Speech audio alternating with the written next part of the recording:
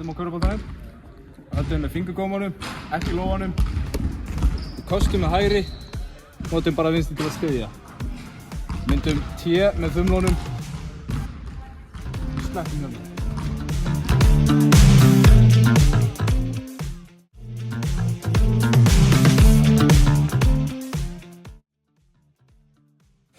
Þegar tekið er layup skal ávallt hoppa upp á gagnstæðum fæti miðað við skothönd.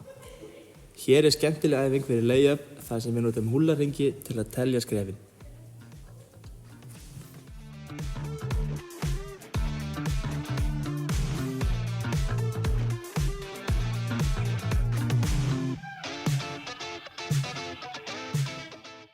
Þegar bolta er driblað verður að passa að nota aðeins eina hendi í einu.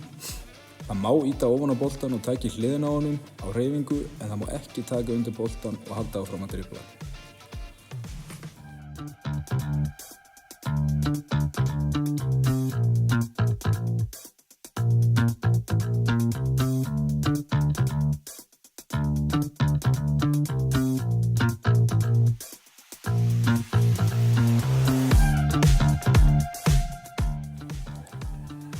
Hér er einföld crossover-æfing sem er hægt að taka með tveimur einstaklingum þar sem crossa over í sitt hvora áttina á móti hvorum öðrum. Hérna sjáum við stjörnuskref. Á meðan stóðfóturinn er í gólfinu má taka eins mörg skref og svo hvernig maður vill.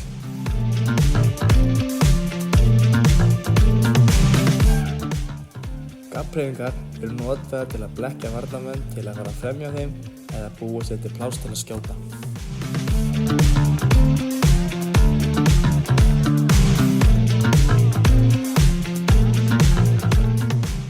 Crossover.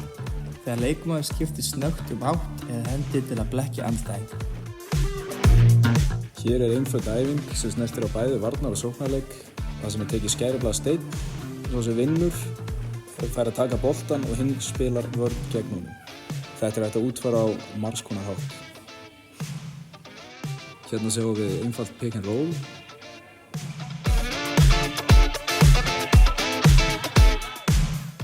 Hérna sendir María boltan á Helga og spilar vörn á móti honum. Markmið Helga er að skora á körfuna, markmið Maríu er að leyfa honum ekki að skora á körfuna.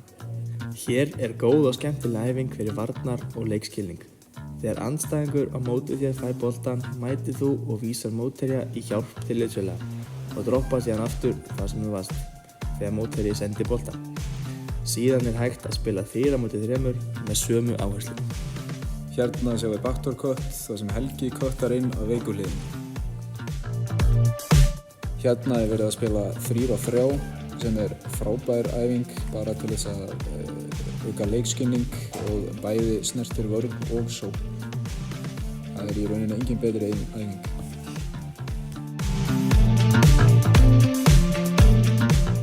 Hér sjáum við Ága taka L-cut sem er frábært til að búa til pláss og hann keyrir síðan á körfuna.